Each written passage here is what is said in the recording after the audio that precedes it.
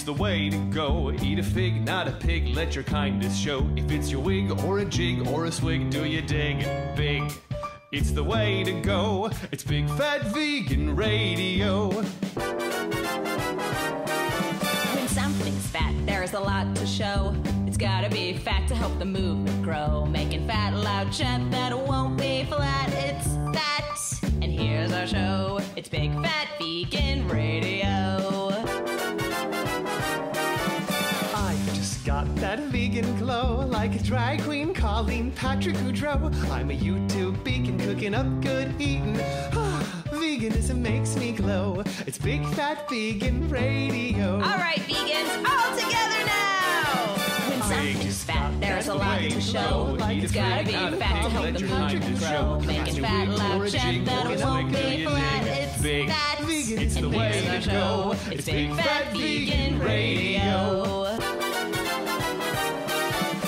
Hey everyone, welcome to Big Fat Vegan Radio. We're podcasting from New York City to discuss veganism in all of its glory. I'm here with Laura Yaz, vegan writer and entertainment know-it-all. And I'm here with Ben Strothman, also known as Honey LeBronx, everyone's favorite vegan drag queen. You can check us out on Twitter and Facebook by searching for Big Fat Vegan Radio. And how about it for our new intro theme song? Oh yeah, give it up. Woo! Oh my God. Well, we have to give credit to the Michael Heron. AKA Mikey Pod, who helped us, make that song what it is. He helped us write it, record it, and just really thank you so much, Michael Heron. That was amazing. We've got a great show today, so let's get to it. Hey, Laura. Hi, Ben. How are you? I'm feeling fabulous as always. How about you? I'm good. What'd you have for dinner last night? Oh, girl. Oh, my God. It's funny you should ask. So I had some family in town over the weekend, and not a vegan among them. But, yeah, we're from Wisconsin, so we're dairy folk. But my cousin Rosalie, she is the one that organizes all the family reunions and all the family activities. So she put so much planning into this trip that, you just got to give her credit. She did an amazing job. And one of the things she really wanted to do was have, this picnic in Central Park. So she found this picnic company that basically, they'll deliver a picnic to you wherever. And oh, man, only in New York. Right, exactly. And she specified that there's a vegan in the group, and she was like, okay, so we I ordered all the food, I even got vegan stuff for you, so we're good to go. And they delivered the stuff to us. We ended up, we didn't feel like going all the way to Central Park, so we just had the picnic in our hotel room on the bed. But that's super funny. Yeah, and it looked so awesome. All these bags were these little muslin bags with a big French baguette sticking out of them. Now, this company specializes in meats and cheeses, and they're all local and farm raised, whatever. And there was a big red bag for me, so I knew that was my bag. I opened it up, and there was these green beans that are pickled with dill. I love dill, and a nice baguette. And then I'm like, oh, there's a little pasta salad. She's like, oh no, there's cheese in it. I'm like, oh no, that's probably tofu because they're vegan. Stupid me, I just speared what I thought was tofu, put it right in my mouth. Oh, no way. Mozzarella. Oh. And now I'm looking at the other thing. First off, it wasn't even a lot of food. And I'm looking at the other thing. There's a little tub of spinach and artichoke dip, which looked delicious. And I was so looking forward to eating it. And I'm like, if there's mozzarella in this pasta, I know that is not a vegan spinach and artichoke dip. And sure enough, it just reeked of dairy. And it's funny how 2.5 years into my veganism, I can just smell or just know if something vegan. That sounds like they made you a vegetarian bag. Basically, yeah, it was vegetarian. But here's the thing. I called the woman who delivered them to us, and she's the woman, on the website, she's the woman in charge of the company. It's her business. And, I want to support, yay, a woman-owned business. She's an entrepreneur in New York City trying to make it happen, live her dream. But, there was not a degree of apologeticness to her voice. She was like, oh, well, everything that I got was really high-end and really expensive, and they came from really nice stores. And I'm like, that doesn't really matter. They also came from really nice animals, But I told, it's something, my it's so weird to me. You're a customer. You're asking for something a certain way. Why would they not Yet again. Crazy. But my inner Colleen Patrick Goudreau just like blossomed, and I'm like, well, you know what? This is what I do. This is my thing. And I'm like, you know, if you don't know what vegan stuff is, how about, you know, I help you out? You know, I'll show you some really easy things that you can make. I'll tell you some, you know, some places around town where you can, because she specializes in meats and cheeses. So I'm like, hey, I'll tell you some places in New York where you can get some vegan meats and cheeses real easy. And she seemed really open to the idea. You know, Oh, good for you. I would have just yelled at her. Well, you know, I really wanted to, but I was also in the room with my cousin who went to all this trouble, and I could just tell that she felt awful. And so I kind of played it off like, oh, don't even worry about it. These green beans were delicious. Meanwhile, I had just worked an 8-hour day of straight photography all day, and I hadn't eaten a thing. And You were probably so starving. Ugh. I was, and I was like, whatever is in that red bag is going in my tummy. I'm so hungry. So I didn't even mention food. I just waited for her to leave the room. And then I actually ended up falling asleep because I was so hungry. And then, like, I just called a friend, and I'm like, meet me at Maywa's Vegetarian in 10 minutes. And I ate my weight in falafel and hummus and orange juice and sweet potato fries and tahini and ketchup. I never eat that much. Yeah. So I had just some Maywa's Vegetarian, which is awesome. We're lucky to have those all around the city. I mean, but Super convenient, yeah. Yeah, I feel like I should have this awesome story about this awesome meal I had, but in truth, it was just Well, yeah, it's the reality, though, right? Yeah. So, wah. What did you have for dinner last night? Well, last night I ate my Memorial Day weekend leftovers. I did a lot of cooking for the holiday weekend. Mm-hmm. And so I had, I guess one of the favorite things I had was I made from Chloe's Kitchen again, which is like now my favorite cookbook ever. Yeah. I made the easy peasy pasta salad, which is really good. And I also had, I'll talk about this more because we're going to talk about all the products we got from Maywa. But I had some barbecue chicken that I made from Maywa. And then I had a big salad. But just ate at home in front of my computer. I love it. So you basically had like a bunch of like Maywa meat and salad. It was kind of a leftover posh, you know what I mean? Okay. I had like small amounts of like 3 different things, and then I've just made the big salad and put goddess dressing all over it. You know, because we have this segment, I'm kind of making it a point to like not try to like plan the meal that I have before the thing. Right. But I was very happy for this story that I had to tell because I'm like, oh my God, I'm so talking about this on my podcast. Yeah. Which I feel like that's the future thing that like angst-ridden teens are going to start saying to their parents one day. Oh God, it's so true. So, hey, to our listeners out there, if you would like, you can actually read along with the podcast. If you go to bigfatveganradio.com, you can read along with our show notes so that all the things that we're talking about here and referencing, we'll mention them and have links to all of those on the show notes. So if you want to follow along, you know, that's a great way to do it. Today, we have kind of a special edition because there were some really cool events recently that Laura and I attended, and we would love to talk about some of those. So, Laura, you want to tell us about the Veggie Prom? Sure. I am honored to say that I was invited to Veggie Prom by the very handsome and talented Michael Herron, and much better than my high school prom date. Yes. And, I had... essentially, Veggie Prom is just a fundraiser for Mercy for Animals, which is, well, I don't know if it's just for them, but it's just a fundraiser in general. They donate all the money, which is great. And there's like a bunch of free food. I'd never been, and I had no idea what it was going to be like. And of course, I'm a little bit of a jerk about everything, sort of a card-carrying fun hater. So I was like, you impressed me, Veggie Prom. But I got super excited because I heard the cinnamon snail was going to be out front, which is New York's vegan lunch truck, which is like the best food ever. Yeah. And honestly, you can't overhype that lunch truck. The food is so good. Oh, were they there? Did you get to go? Yeah, I called Michael and I was like, we're going to the lunch truck. So we got there early and got a bunch of food from them. And then we took it inside and ate it. And then, of course, there was a bunch of food there, so we just ate again. And it was great. There was like a whole buffet. There was Gardein. They were all over the place with the Gardein. And then some cheese? Teas. Wait, cheese. There were cheese and teas. Because they had the nacho cheese, the teas, which I love.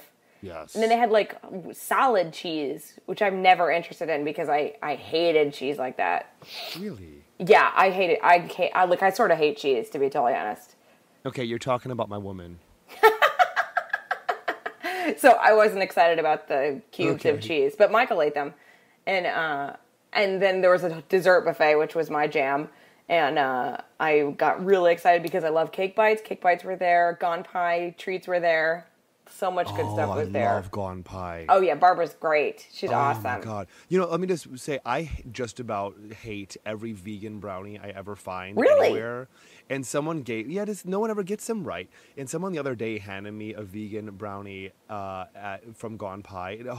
It was just amazing. It was like eating a piece of pure fudge. It was amazing. Very chocolatey. She doesn't mess around with chocolate. She knows what she's doing.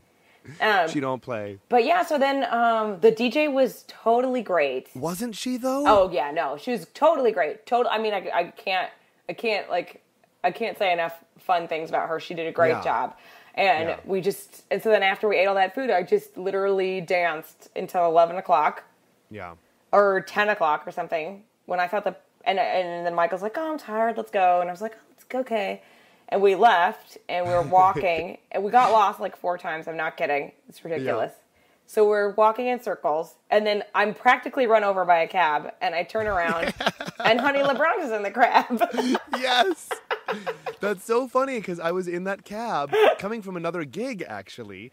Yeah, no, I didn't even think you were going to be there, because I knew you were performing someplace else. Yeah, I had another. I'm so in demand these days. So I had 2 gigs on the same night, and I'm like, oh my God! But luckily, I was able to make it. And here you guys are sneaking out before I even arrive. Well, I didn't know you were coming. Yeah. Well, so I'm getting out of the cab, and I'm like, where are you going? And you're like, we're leaving the prom. And I'm like, no, you're not. You're escorting me to the prom, bitches.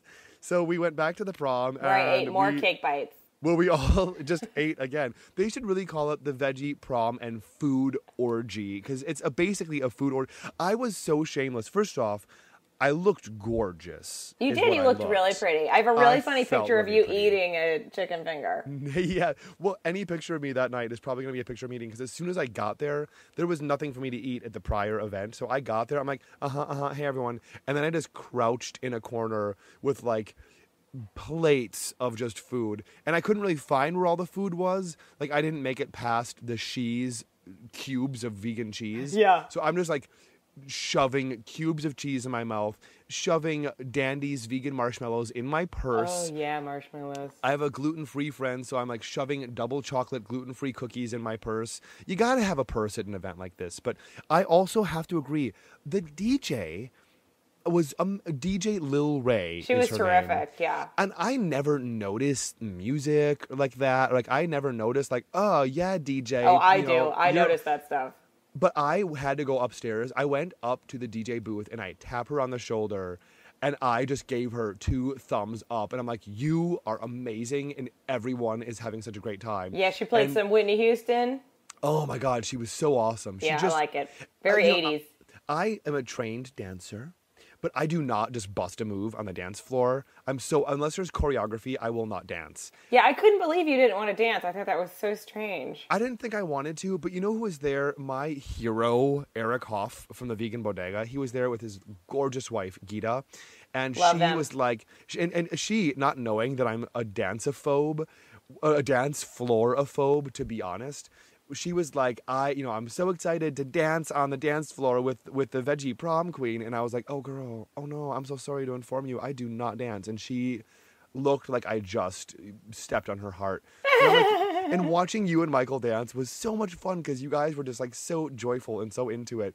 As if you were on the dance floor saying, I'm so glad Honey LeBronx made me come back here. She was so right.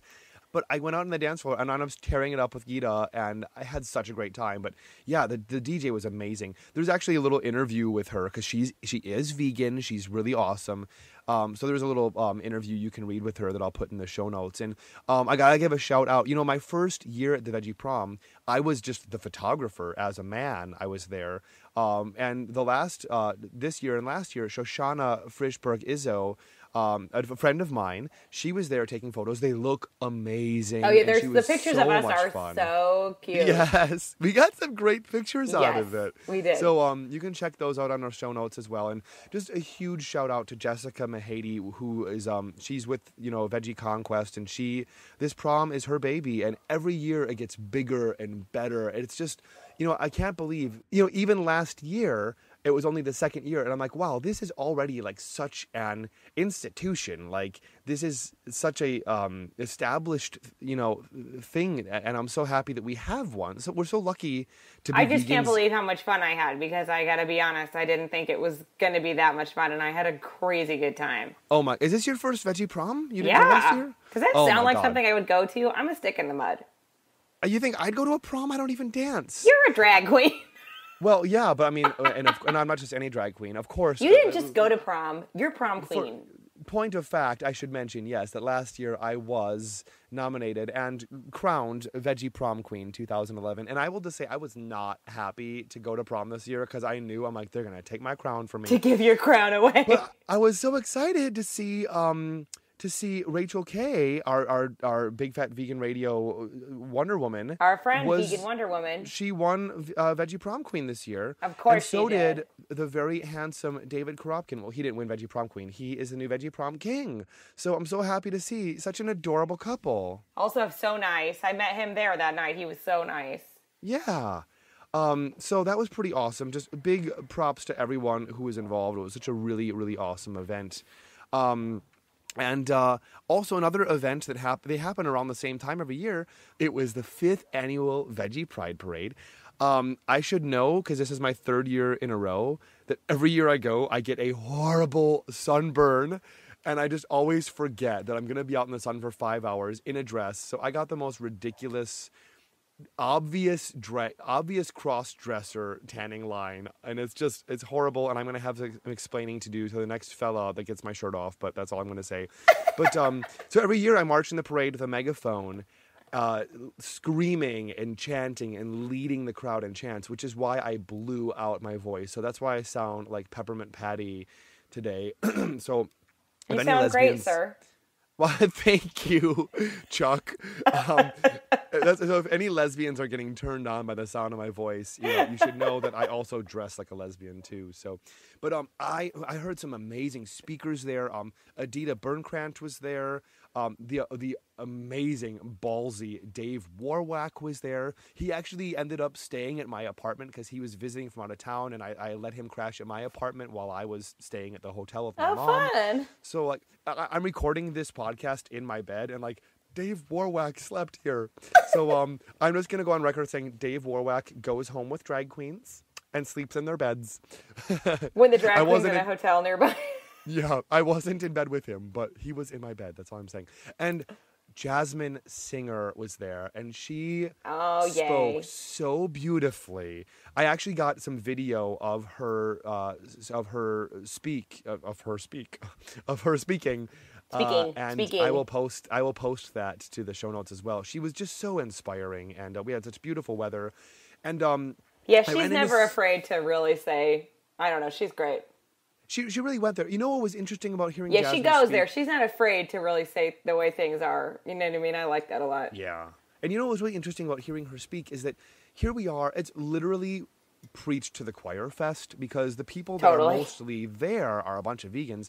And sure, you're getting a lot of people passing by who are like, what is this about? And they hear some great speakers. But, how do you be effective when you're talking to people who are of the same mindset as you? Like, what do you say? Like, go vegan? Yeah. I mean, they're already vegan. They're here. That's why. But she just so passionately spoke about activism and how to get active. And like, what I take away the most of her speech was that, do what you're good at. If you are good at talking to people on the street and leafleting, then that's what you should be out there doing. If you are a good speaker, or if you're good at podcasting, or if you're good at blogging, or if you're good at marching and rallying, or having a cooking show, or rescuing animals, whatever it is that you're good at, whatever it is you're passionate about, that's your little niche to fill. Go out and get active. So it was just really, I always talk about activist burnout. It's really easy to get burnt out as an activist. And she just recharged me and made me just awesome. yeah, I'm on the right path. I want to keep doing what I'm doing. So, and I ran into so many awesome friends there. Greg Straight Edge, who's also at the Veggie Prom, he's back in New York. He's back from the Galapagos Islands. I'm so happy. I saw Yetta Kurland there. Rena Deitch from the End Chickens as PURRS. Elam Orion was there from the Animal Rights Day, which is going to be happening in Union Square on Sunday, June 3rd. So if you're listening, go check that out. Of course, Eric Hopf was there from the Vegan Bodega with his wife Gita. Eric is the one who gave me the brownie from Gone Pie. Brothers Danny and Alex Carabano were there from V-Spot handing out food. Love those guys. Every year they're there with their damn empanadas. I mean, live for the V-Spot and those guys. They're both so nice and also very handsome. Oh my God, they're so dreamy. They're totally cutie pooties. Speaking of cutie patootie, do you know Bud Burdick? No. He's this vegan, totally vegan, like I won't call him like a bodybuilder, but he's just like this vegan, like I'm going to mispronounce it, capoeira, whatever, like some form of exercise where basically you just kick your face in and do spins and somersaults and acrobatics in the air. You look at him and you're like, oh, hello, Rambo. Like he's just in Do you mean calisthenics? Not exactly calisthenics. It's like this Latin dancey, like acrobatic kind of whatever. I feel like you're making this up. I feel like you're making this up. No, like if you look at Bud Burdick's Facebook, every other picture of him, he is upside down in midair, doing some kind of a kick. Like he defies gravity better than Idina Menzel. No one's gonna get that joke. That's so great. Everyone's gonna get that joke. You see Bud Burdick, and the first thing you are like, oh my God, who's the hottie? And then you look down at his forearms, and you're like, oh my God, he's in amazing shape. So we actually talked a little bit about nutrition, and he's just proof, like he's one of those people like, where do you get your protein? You can't be vegan and be muscular. He's vegan, he's muscular, he's hot. I would dare any other non-vegan guy to take their shirt off around him because he would look better than they do. So I would love, Bud Burdick, if you're listening, I want to have you on the show. And afterwards, I don't know if I told you this, we went to Snice, me and Dave Warwack and some other activists, and guess who we run into at Snice? Oh, the discerning brute. Joshua Ketcher. Yeah, you texted me a photo. Yes, and his cutie patootie dancer boyfriend, James. They were just so awesome, and we talked, and we caught up, and we laughed, and he's nice. Oh my God. He seems so nice. I want to be friends with him. And I ogled them both, of course, a little bit with my eyes, but that's what you do because they're both such cuties. So, yeah, that's what's going on around town, and so Big yeah, month. Aren't we lucky to be vegans in the city of New York? So lucky, but those are also the kind of events that honestly, that's totally worth coming to the city for a trip. Like, definitely. Totally. But, they're also the kind of events that anyone could do in their own hometown. Totally. The prom, it's a great fundraiser. Yeah. So if you're listening and your town doesn't have a prom, how cool will you seem to all your friends if you go ahead and be the one to organize, go out there and become, your city's Jessica Mahady and start a prom, people. That's a great idea. Yeah. Just make it fun. Yeah, make it fun and have and make it a food orgy. Whatever you have do, a killer it's gotta DJ. be a food orgy. And have an amazing killer DJ. I can't believe how fun that was. Oh, it's also, I think, because everyone there was having fun and dancing, and I just didn't think that was what it was going to be like. It was so awesome. Well, I want to go again, like on Friday. What do you think people do at prom? Get pregnant? Stand around and not dance and judge each other. Yeah. No, you're thinking high school, girl. Yeah, it was so fun. That is far behind us. That is like 2 years behind me. I can't wait to go again. Yeah. So, what's in the news? You want to talk about some news? Yeah, what's making you purr? All right, sure. What's making me purr right now? Yes. Well, it's funny that you mentioned David. What's his how do you pronounce his last name? Karapkin? Karapkin? All right, David Karapkin. You can just call him King David because he is the king. He is the king. Yes. Well, because what I'm excited about right now, and it's really great timing, actually, that we're going to talk about it on this episode, is the Goose Watch NYC, which I'll just try to sum it up briefly for people who have no idea what this is about. But basically, if people remember the U.S. Airways Flight 1549 landing in the Hudson, the pilot's name was Sully. It's a very famous crash. Right, Everyone survived. Right. Yeah. Yeah, I mean, it's a miracle on the Hudson. Anyway, That's what they called it, yeah. That plane crash was caused by geese flying into the engines. Mm-hmm. So, this, I guess, is a concern of the state government or the city governments for some reason. I don't know. I don't really understand. Anyway, so, in order to prevent geese flying into airplanes, even just saying it to me, it just sounds ridiculous to me. It does. In order to prevent geese from flying into airplanes, which is something you can't prevent, it's ridiculous.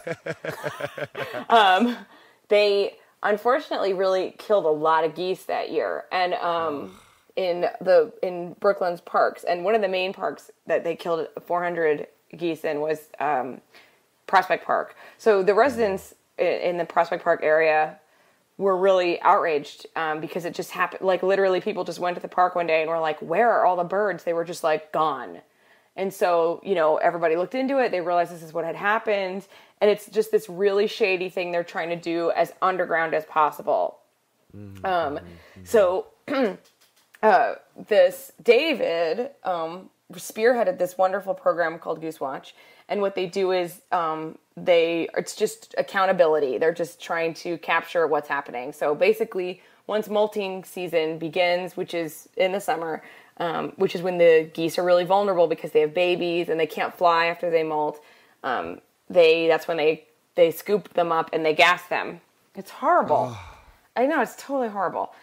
So while they're completely helpless. They're just being targeted. So luckily, this is really helping. It's really making a difference. They didn't go to Prospect Park. I'm not sure if it was last year. I think it was last year or the year before, but it's totally having an impact. So this volunteer work that people are doing, it's totally having an impact.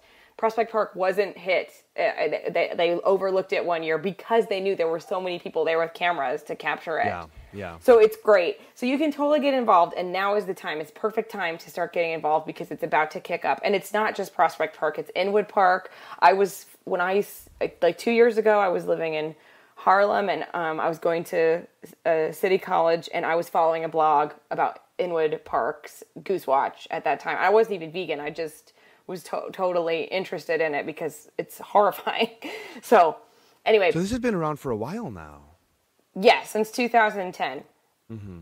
So anyway, there's a million things you can do. And especially if you live near a park, so you can just get involved. So you can just go to goosewatchnyc.com and there's tons of information. And we're going to have links to a bunch of stuff on our show notes, including their Facebook, a few articles, and also change.org has a petition to Mayor Bloomberg. Yeah. And unfortunately now Senator Gillibrand is also putting forward a bill that's going to include Canada geese, mute swans, double-crested cormorants, blackbirds, crows, rock pigeons, and European starlings. So basically just anything that flies. Yeah, just kill all the birds is basically the bill. And I also am going to put on our show notes, you can contact Senator Gillibrand through her website, which I do all the time. She's really great about responding to my emails. I bother her all the time. So I encourage people to email her, especially if you live in New York. She's our senator, and she should hear your voice.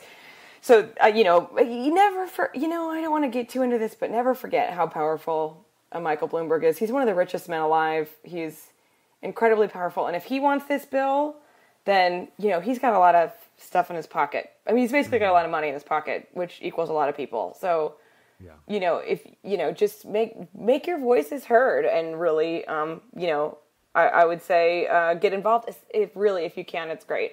I've subscribed to their email list, so I get all these emails about Goose Watch, and I get so many emails that, like, no matter what it is, I just go through and I delete things, and then one day I saw an email from Goose Watch, and I just thought, you know what, let me just take a look at this and see what it is going on. And I just realized, I don't live near a city park, so I'm not necessarily someone that, like, oh, well, I can monitor the park from my apartment and just take pictures, but I can definitely help by spreading the word. I can definitely help by letting people know. And absolutely. One thing that makes me so angry about this whole thing is that it's completely unscientific. There's no evidence. Zero. Actually, there's even evidence that that other methods are effective in preventing birds from flying in with planes, not this execution method. There's like all these ways to what's the word I'm looking for? You can there's design elements that go into the airport that discourage birds from migrating in that area. Mm-hmm. Like there are actual tangible ways that can help prevent it. And this is proven to not be the way that works. And they've also showed, I mean, that basically, as David said himself, he's like, we're just killing birds and crossing our fingers, and there's nothing to prove that it works. And you can't, if you kill these birds, other birds basically just take their place. You can't go against 1,000 years of migratory evolution. This is something that birds, innately will keep doing. But the other thing that really infuriates me is that we're not getting all the facts. People just say, oh, well, what I was told when I first heard about this is that a plane cannot withstand a goose flying into the engine. That's actually a load of crap, because there's a lot of other variables that went into this crash. I'm no pilot, of course, but there was a lot of things that were not up to code with that particular plane. There was a lot of things that apparently the pilot did wrong, and there's a lot of things that weren't working on the plane. It's really them just taking advantage of all the press that crash got. Yes. And it's such a horrendous thing, them killing all these birds like this, and it's just it has such a negative impact on our parks too, especially the natural parks like Inwood Park. And it's just I can't even wrap my head around. And so that's why they're trying to do it so secretly and so underground. Yeah. So basically, people can get involved by, like Goose Watch NYC on Facebook, and get on their mailing list and get on their text messaging distribution list. They will definitely keep you in the loop and keep you informed and let you know what you can do about this. If you're angry about this, great. There's stuff you can do about it. So we don't have to just sit back and take it. You know? And the number one thing you can do is contact Senator Gillibrand. And it takes no time at all. Her website is set up really easy. It's like a contact form. You can just send her an email. It'll be... It's like, and it totally has an impact. The more emails like that she gets, the more she'll pay attention to it. And I told David, I'm like, David, you are one of my heroes, because when this happened, there was a great article in the Metro. That's like the paper in New York that they hand out as you get on the subway. The breakfast paper. Yeah, like the breakfast paper. And what did he say? He, after this happened and they started killing geese, he said, and I quote, "I made a decision. I wasn't going to be in my bed when the USDA came back to Prospect Park to basically start slaughtering birds." And I love that, because it's like, I'll be damned if I'm just going to sit back and do nothing. And look what he did. He's one person, and he just got up and started this organization that has been so effective that they didn't come to Prospect Park, because they're like, well, shoot, there's going to be a whole bunch of people there with cameras. The USDA says that what they're doing is humane, but it's really, really not humane. And there's a whole bunch of people there documenting it to show that, look, this is what they're doing, and now they're backing off a little bit, so they relented. Well, no one wants to picture 400 birds in a gas chamber. That's horrifying. So that's all I have to say about that. I'm just super excited about Goose Watch, and I'm really grateful for the change that these volunteers can make, and I really encourage people to get involved if they can. So Goose Watch and David, you are making me purr. All right, well, I've got something to purr about. Everyone may know that I went out to Philadelphia last month to Honey LeBronx did a fundraiser for the Peace Advocacy Network. And, people might wonder, well, the Peace Advocacy Network, isn't that just a Philadelphia-based thing? And isn't that really more of a gay rights thing? Well, here's the thing. Peace Advocacy Network, I got introduced to them through my friend Ed Coffin. He interviewed me for the Eating Consciously podcast about the connection, as I see it, between gay rights and animal rights. And, of course, Nathan Runkle and Jasmine Singer have also talked a lot about it as well. And I feel like that's a really Ari untapped Solomon, too. era. He talks about that, too. Yeah, Ari Solomon's a great one. And I feel like that's a really untapped area to find fresh new blood, for vegan outreach and animal rights activism, because it is such a wonderful way to get people to realize, hey, your values here really apply to this other underserved group of oppressed individuals as well. The Peace Advocacy Network, they have, now this is going to sound like it's not about animal rights, but here's the thing. They recently had a very effective protest against this group called Courage. Courage is basically trying to, we won't call it conversion therapy because officially they don't take part in that, but what they're doing is they tried to get gay men to remain abstinent and to not have sex by what? By teaching them how to play sports. So they started a sports. Yeah, they started a sports camp. God, I don't. Yeah. You thought you heard. I don't understand what is wrong with the anti-gay movement. It really blows my mind. Well, and it's really based in so much ridiculous stereotypes. But so it's just based in hate. It's based in hate and it's based in prejudice. And so basically, Courage. You know what I just pictured, Ben? What? A bunch of like teenage awkward boys being forced to play sports when all they want to do is sing and dance. Right. I know that's terribly stereotypical. It's not even younger people necessarily. There's a lot of adults here as well who have a harder time coming to terms with their sexuality than the younger generation. And oh my God, that's so true. If someone tried to force me, I'm almost 30. If someone tried to force me to play sports right now, I would hate it. Me too. I mean, if it was like some bike riding, whatever. But so basically, they're trying to encourage gay people. Like, look, if you're gay, that's fine. Just don't act out on it. Instead, come play sports. And so, Peace Advocacy Network protested this, and they were all over the Huffington Post. They got some really great media attention about this.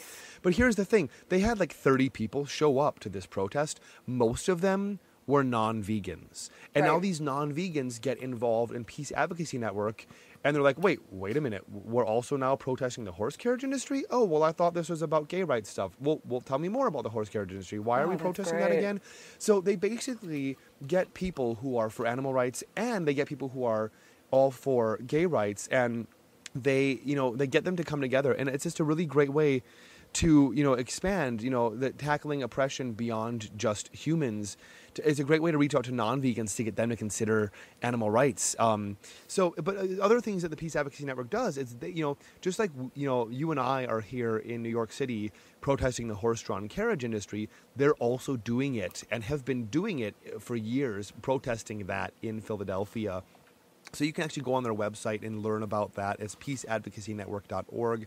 There's a lot of, and at first I thought, well, isn't this kind of just like limited to just Philadelphia? No, not necessarily. They're really branching out. They also, on their website, and it's like one of the main buttons to click on, is a 30-day vegan pledge. So think about it. You come, nice. That's awesome. Yeah, you show up. Think about it. You show up for the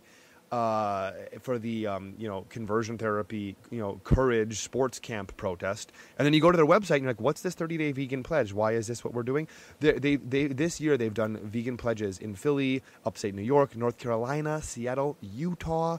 And, they're starting to really spread out. Our friend Phil got involved with the Peace Advocacy Network. He now lives in New York City, and he's sort of like the New York head of Peace Advocacy Network.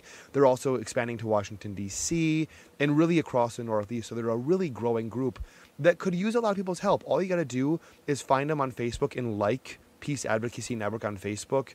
And also go to their website and sign up for their email list. And also, I was asking Ed Coffin, how many members do they have? And he said, what makes a member is basically just if you donate $15 to Peace Advocacy Network, you're automatically a member. And they get discounts. Nice. Like, members got discounted tickets to come see Honey LeBronx at Taboo in Philadelphia, which was an amazing show. We raised a lot of money for the Peace Advocacy Network, and BT Dubs were thinking of making it a regular thing. I happen to know, because I'm a personal friend of Honey LeBronx, that she would be thrilled, Peace Advocacy Network, to come out to Philly every month. I want to go to Philly with Honey LeBronx, and I want to go to eat out at Veg. Yeah. Oh my God. They put me up in this awesome hotel right down the block from Veg, but it was closed and I didn't get to go there. So maybe it's next supposed time. to be incredible. But people, get on the phone to Peace Advocacy Network and tell them we want Honey LeBronx in Philly on a monthly basis. And everybody loves make it happen, people. So that is my purr. A big purr for Ed Coffin, of course, and the Peace Advocacy Network. Ooh, Peace Advocacy Network. We like you so much. We're purring. Yeah. We like peace. We like Advocacy Network. They sound awesome. That sounds like an awesome we like group. Peace. We like peace, and we like advocacy, and we like to network. So You like peace and advocacy, and you like to network. your mom likes peace and advocacy in liking to network. So anyway, Laura, what are you hissing at? Oh, you want to get me to turn the red on? Yes, bring those claws out. Well, I stumbled across this on Twitter, and I have to say I've come down a bit. I was in a rage when I found it. And I was like shaking. I was so upset. Oh, God. So, as I'm sure a lot of people know, that California is banned foie gras, and it starts on July 1st, 2012. Woo, California! All right, so yay for California. Unfortunately, there's been this huge outcry from chefs, like at the last minute, who are claiming this is the worst thing that's ever happened to them. And, God. you know, first off, get over it. Secondly, the thing that's making me mad is there's a Twitter account and a Facebook page called Save Foie Gras. Save. Oh, my God. You got to be kidding me. Save Foie Gras. And on the Facebook page, it's so disgusting. There's all these pictures of foie gras. And foie gras is so gross looking. Anyway. Are there pictures of geese with their feet nailed to the floor and with pipes down their throat being force-fed? Amen. All right, so okay, so I tried to calm down after I had my, like, total flip out over this. I'm, like, reporting them as spam. So from Wikipedia's foie gras page, I just want to read the description, in case people don't know what foie gras is, right? Okay. Yeah. Foie gras is a food product, French for fat liver, made of the liver of a duck or goose that has been specially fattened. This fattening is typically achieved through force feeding, according to French law, though outside of France it is occasionally produced using natural feeding. But that's enough for me, right? As far as I'm concerned, that sounds awful. Am I wrong? Yeah. I've seen pictures, I've seen video of it, so like... Well, here's the thing. Everybody's seen the awful videos, I think, the PETA videos. Everyone's seen that. I actually went and watched and read, it was really taxing, all the humane farms, because there's coverage of those as well. There's two main humane farms, one on the West Coast and one on the East Coast, and they're claiming that they're humane. And I got to tell you, it's really interesting how you see things differently once you are thinking about the animal. Yeah. Because this video of apparently humane farm to me really looked terrible. It looked horrible. Mm-hmm. They're in a barn that looks quite nice and very clean, and they're in pens. Doesn't look crowded. None of the birds look sick. None of them look miserable. But they are being force-fed. They show the force feeding in the video. It doesn't look bad. They're not in cages. A woman is holding the duck or the goose when she force feeds them. But I still, then it would like cut to like Anthony Bourdain interviewing a vet on a bench in front of a pond. And all I could think is like, God, those ducks need to be on that pond. They don't want to be in that barn. Exactly. And then the bottom line is that then they're sent off to be slaughtered. So don't tell me that they're happy ducks. You know what I mean? I'm just trying to think, isn't there a point you're a goose when you're eating out of some nice lady's palm when you're like, okay, I'm good, I'm sated. That's no, there's no palm. They still shove the tube down their throat. Oh my God. The tube goes down the throat no matter what. The tube goes down the throat no matter what. Oh my God. So that is part of it. So that's gotta hurt. It doesn't. They don't act like it hurts. In the video that I saw, it seems to be it's very quick. It happens. They do it really quickly, and it doesn't seem to bother them much, honestly. But it can't. They're being forced to eat more than they need to eat, and they're living a captured life. It's like there's no argument to me that this is like humane in any way. And can you imagine how terrifying it must be to be a goose and to be in that unnatural of a setting? Like, what is this thing going down my throat? Well, the thing is, you're making them sick because fatty liver disease is what causes foie gras. So they're really being made sick. That's why it's being banned. I think that's the basis it's being banned on, because it's technically a diseased organ that people are eating. When you think of it that way, it sounds so unappetizing. It really does. Your diseased organ that you're eating. And I'm not going to lie, I've eaten foie gras. I had it. I have too, once in my life. I didn't care for it. I've had it a couple times. I've had excellent foie gras, and I've had foie gras that I thought wasn't notable. I'm not gonna act. I'm not gonna act like it's. But the thing that really bothers me about this is one of the things that bothers me about a lot of people's complaints about veganism. But it's like, just stop being such a baby about your food. Just stop it. Just get over it. Just don't eat it, people. You just stop. But just. But it's like, Stop it. We have to have this crying meltdown like we're losing this food product, like it's the end of the. It's just something you eat. Bad non-vegans. It's just food. Stop. It's just something you eat. Yeah. Just stop it. Just get over it. Like, honestly, look, I don't want to eat salad for the rest of my life. I like food. I like cupcakes. I like to eat crap.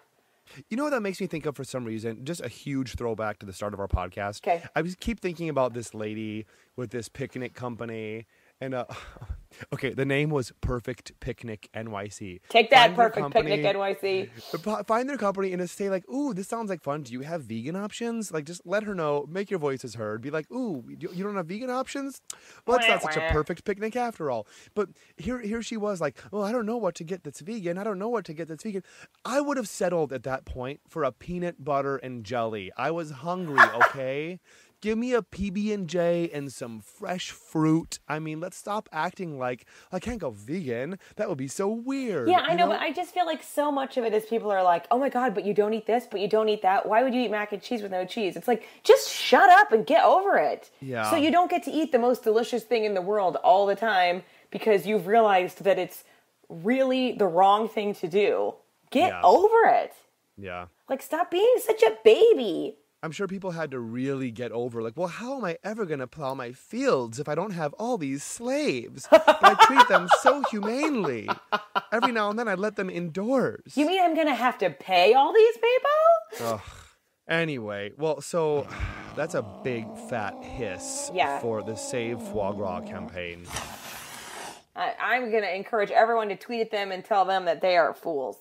Yeah. And that they're also in vain. Their effort is in vain because that ban, July 1st, people, set your calendars.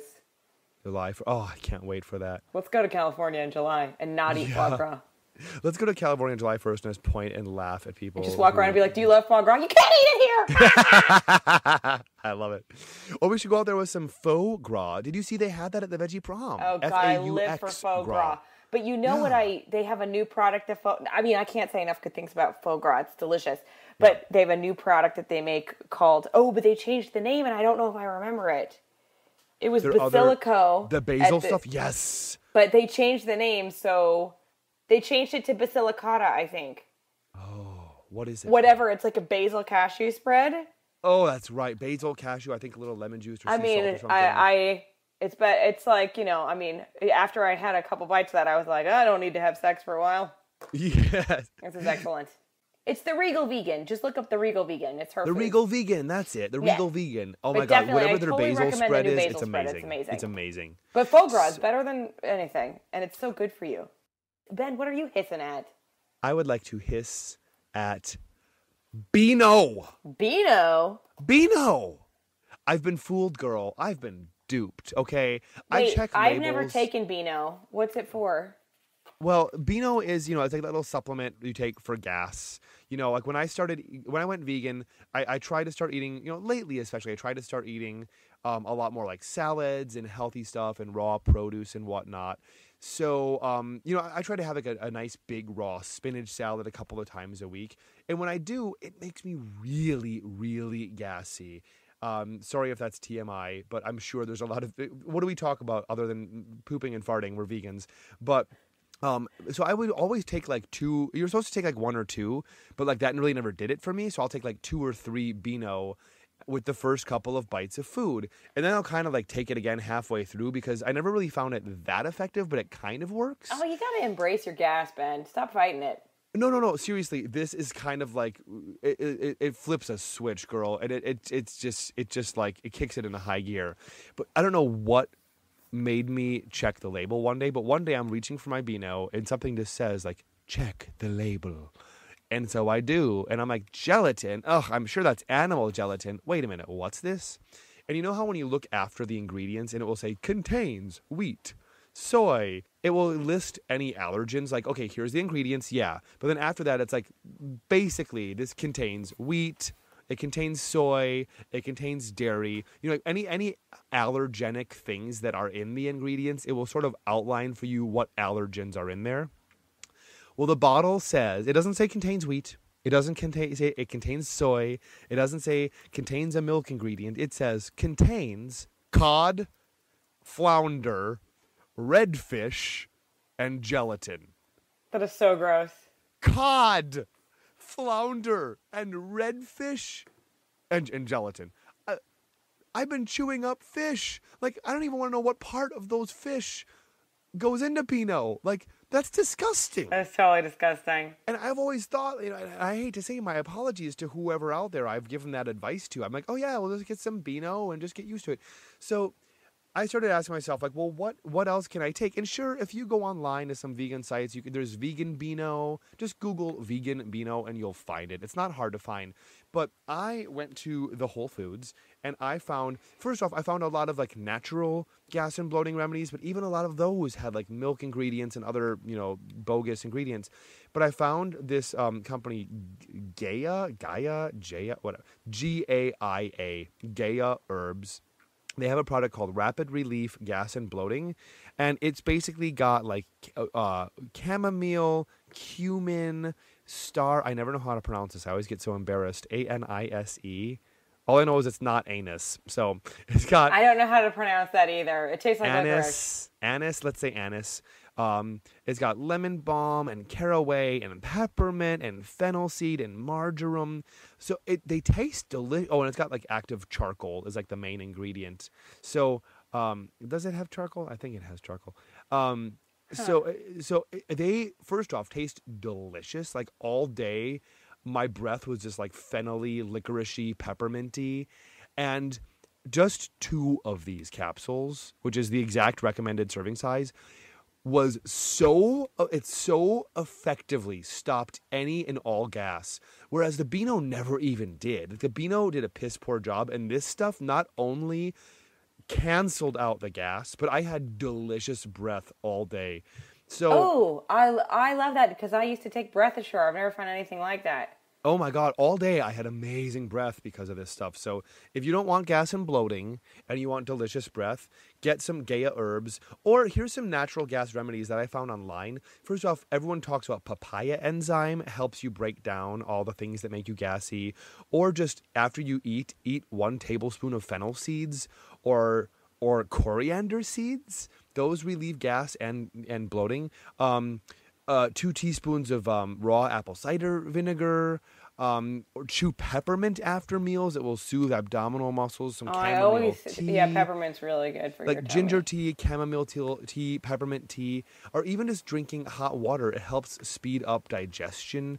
So there's a lot of other things you can do that are like natural remedies, but just definitely stay away from Beano if you think it's good for it's not vegan. So Beano, I am hissing at you. You suck, Beano. Beano, you can suck it. So there we go. Those are our hisses and those are our purrs. So well done. How about, yeah. So who's hungry for some big vegan food? I'm hungry. So this month we did a special focus on Maywa. Yeah, I'm sorry, one of that's our so listeners racist. this is actually a great time for me to say thank you so much if you wrote us an email complimenting us. We got so many nice emails. Oh my God, that's right, we couldn't even believe it. And we got so many nice reviews and ratings on iTunes. So people, please keep those coming. Oh yeah, I just wanted to say that helps us so much, those ratings and reviews on iTunes, because the more subscribers and ratings you have, it affects you coming up in searches. So if people search for a vegan podcast, the more ratings and subscribers we have, the more likely we are to come up. So that totally helps us. Thank you, people. Yeah, and with everything everyone's saying is so unbelievably nice. I can't even believe it. It's so nice. I'm adding a bonus purr. Here's a bonus purr to our subscribers. Yeah, to our fans. Yay. Oh, Thank you guys. You guys are awesome. so nice. Yeah. I can't believe So you're someone real. wrote in something. Yeah, I know. There's just people sitting around there right now listening to my voice. It's so weird. But so Maywa, someone wrote in saying we should check out Maywa, right? Yeah, in response to Ethan's mom's voicemail about Yes. about the tuna, they were saying, "Oh, you got to check out the vegan tuna from Maywa." And I was like, Yeah. "Oh, yeah, I have always wanted to go there. Let's do a trip." So Wait, did you get it? Did you get the No, I got a bunch of other seafood. I didn't get the tuna. I never really liked tuna that much. I wasn't that excited about trying it. Yeah, Although I'm sure yeah. it's great. I mean, everything there is really surprisingly good. Yeah. And surprisingly affordable. Oh my God, so cheap. It's ridiculous. It's like Chinatown is scary cheap. Yeah, Chinatown is scary.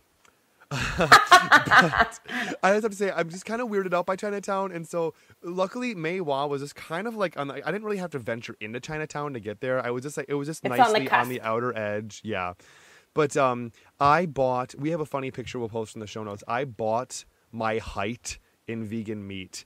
I actually laid it in the street and laid next to it, and I was basically 6'1" of vegan meat. And it only cost I'll put me all the photos on our Facebook page. $37, only $37, and I got like some beef slices, beef chunks, all these different types. I got so many different types of beef.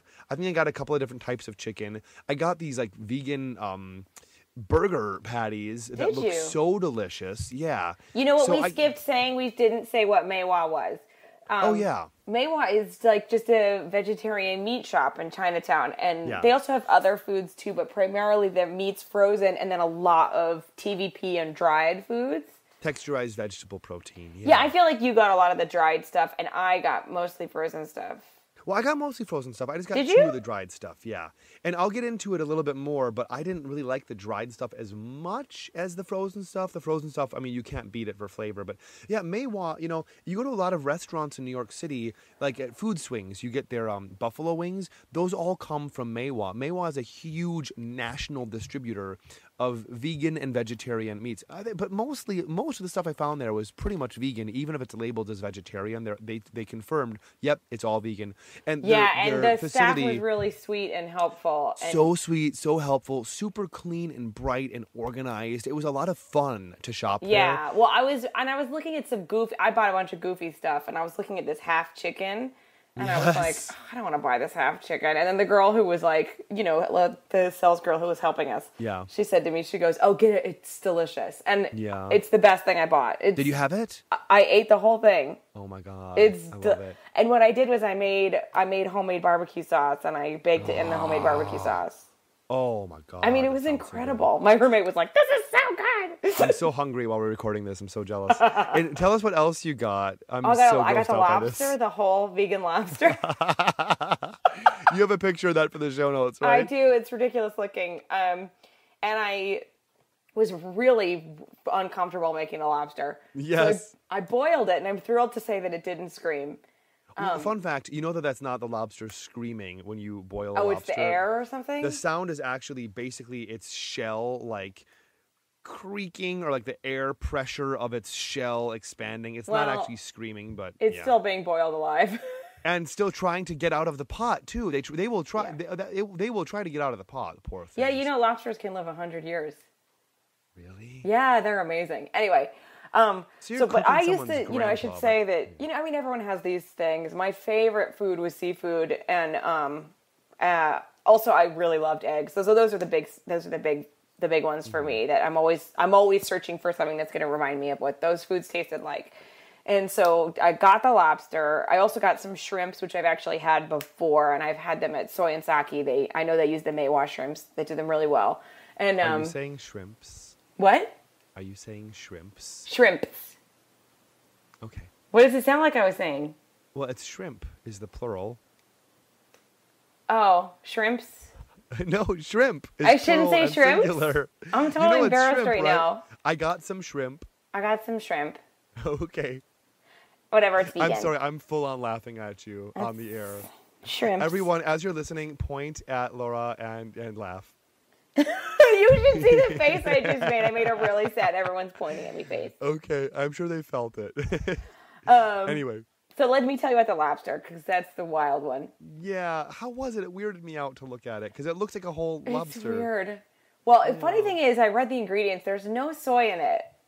Huh. I was surprised. So it's like mostly yam flour is the base of it. And that's what the girl had said to me when I asked her if it was any good. She said, well, it has yam flour in it. Do you like yam flour? And I said, I don't think I know what that is. And she was like, well, try it. So I bought it. And the yam flour definitely gives it a weird kind of like seafoody taste. I'm going to compare it to like a imitation crab. Okay. Right? Sort of like that. But, you know, you have this huge piece. I just boiled it, right? It says to boil it, and then, you know, it's funny because the thing about Maywa is the instructions are all a little confusing because all the packaging is like Chinese. Yeah. However, I will say that I explored their website more, and the website has great directions on how to cook the different products. Oh, nice. And also on the website, there's a category of which foods are vegan, so you don't even have to worry about getting the vegetarian ones. And also, you can order on their website nationwide. Yeah. So you can get all these products. The website is a typo, basically. It's veggieworld.com, but they spell veggie only with one G. I know. So it's VEGIE world.com. It's hysterical. But they ship nationwide. You, if you're listening to this and you're in the hills of Montana, does Montana have hills? Anyway, if you're in the hills of Montana, Rocky Mountains, you can get a vegan lobster delivered to your front Totally. Door. So anyway, after I boiled it, I marinated it in a vegan butter and lemon sauce that I just made with lemon juice and earth balance and garlic. I pressed some garlic in there. And then I just marinated it in that and let it chill in the fridge. And then I just sliced it off and ate some of it. Oh my God. How was it? Well, I don't recommend doing that. I'm not going to recommend that to anybody. Okay. It wasn't bad, but don't eat it that way. But however, it did taste very good. It's just that don't eat like a piece of it like that. That's not the way to have it. So what I did with the rest of it is I diced it up and I made a ceviche, which was delicious. Ooh, look at you all fancy. Well, I'm a very good cook. Okay. If I do say so myself. Have your cooking sometime. What? I still gotta have your cooking sometime. Yeah, well, you gotta come over when I invite you. I know. Oh, Laura had her 1-year vegan anniversary dinner, and I forget where I was or what I was doing. I think I was in rehearsal. I don't know. I made a monster meal. I heard so. I never. Michael Heron never shut up about your Tres Leches cake that you made, and apparently it was just divine, and I missed out on it. It was a yummy cake. Anyway, you wouldn't have liked it. It had coconut in it. But yeah, I'm coming around to coconut. I'm evolving on that, like Obama evolved on his gay marriage issue. Anyway, but I at Maywa, I got mostly beef things, and what I made with my Maywa, you know, before I went vegan, one of my favorite things to make was a slow cooker crock pot beef stroganoff. I would get like black Angus stew cubes of meat. It grosses me out that I'm even talking about animal products like that, but I would get like basically I would get some like beef stew cubes. I would make it with a base that was a golden mushroom soup, which of course Campbell's, dairy-based, tons of sodium, gross. Worcestershire sauce, which as we know has anchovies in it, and then at the end you serve it over egg noodles with cream cheese stirred into it. So it's like the most non-kosher, non-vegan animal body slaughter orgy. But I made from scratch. I followed some recipe online, and I learned how to make my own golden mushroom soup, which was so good. I made it in a huge batch, and then I froze little portions of it so they're ready to go.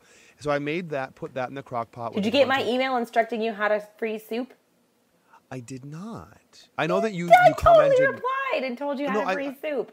Well, I remember you replying and saying that you could freeze soup, but I just ended up putting it in some Tupperware containers and put it in the freezer. That's what I said. I said to put it in individual containers so you defrost it one serving at a time. Oh, yeah. That's precisely what I did. Good. Good. But so I did that, and I just basically made it the same way. I think I'm going to make this a vegan drag queen episode. Oh! Because so far, I've had a lot of basic components I show people how to make, but I haven't really showed them how to make a meal yet. So I think this might be one of my first meals I show people how to make. It's because it's so easy. So you just throw all the components into a crock pot, leave it on, for 4 hours on low or 8 hours, or for 8 hours on low or 4 hours on high. And then I basically made 3 versions of this.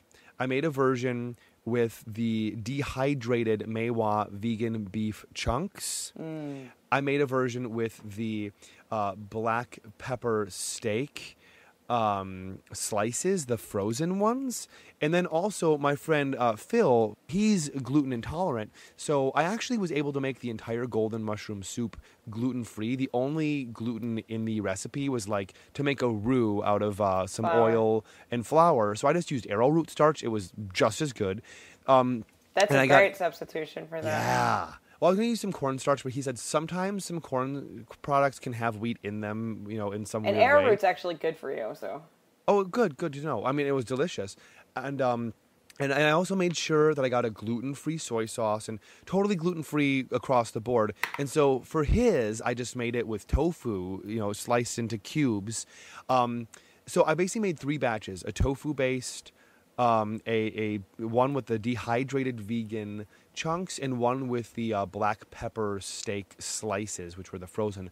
Those turned out to be the best, the most delicious. Yum. The dehydrated stuff, the taste is okay, but the mouthfeel, it kind of made me feel like I was eating those. Well, you have to soak it first. Well, I did soak it first. It said to soak it for 15 minutes.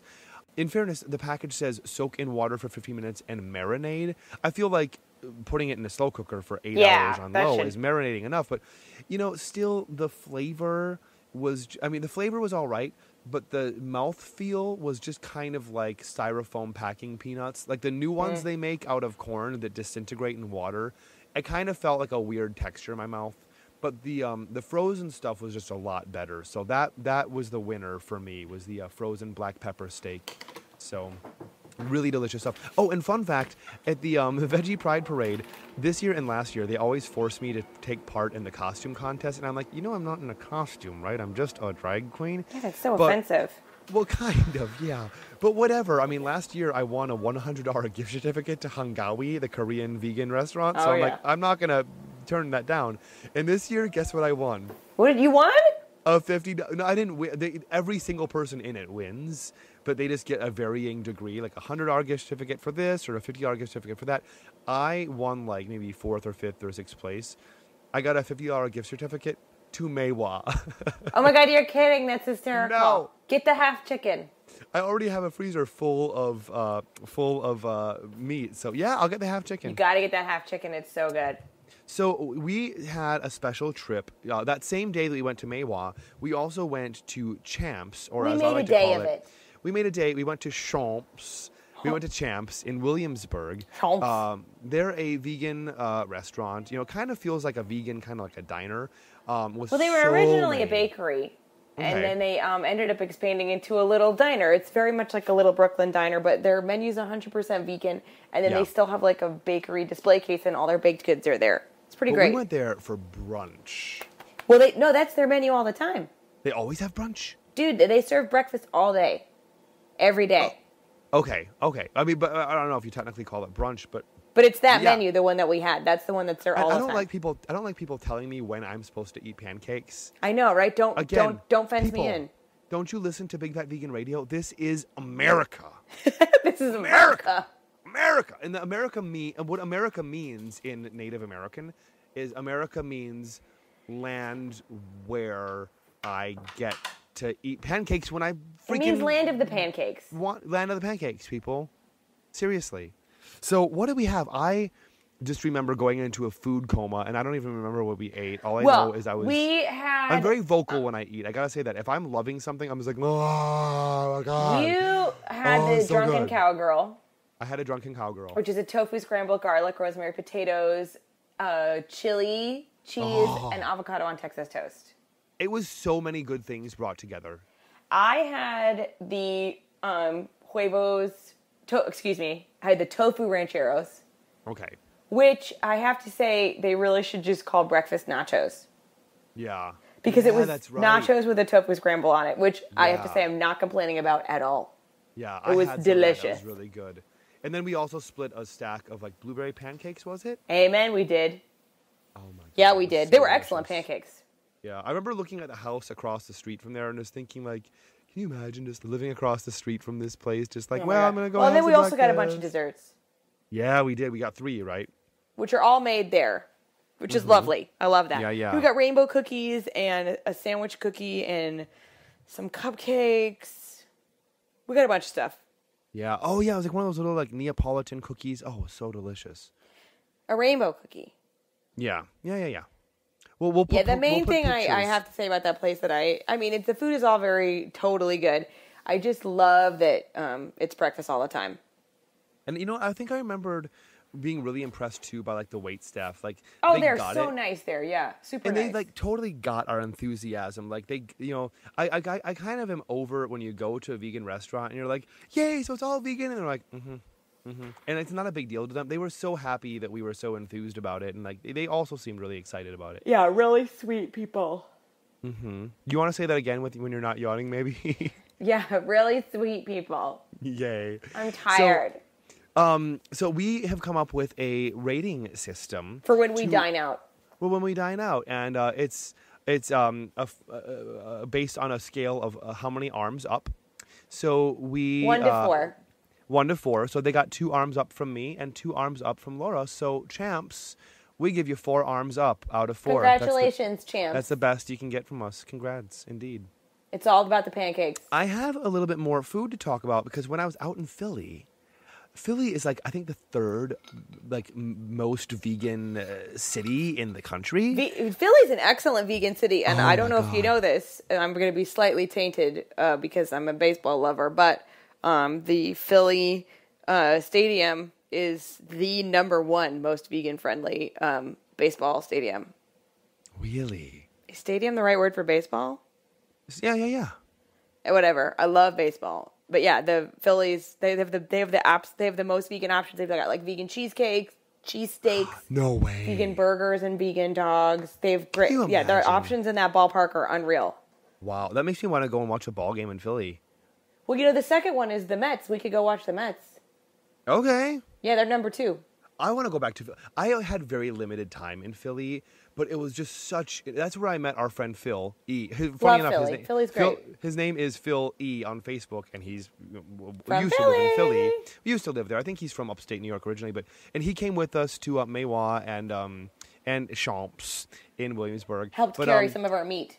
Yes, he did. Oh, he was such a gentleman. But on the drive back to New York, Phil took me to Bethlehem, which sounds like a religious experience. It was. Well, And yeah, because you went to the vegan treat. we went to the Vegan Treats. Now, Vegan Unreal. Treats, they have a bunch of places in New York City where you can buy, vegan.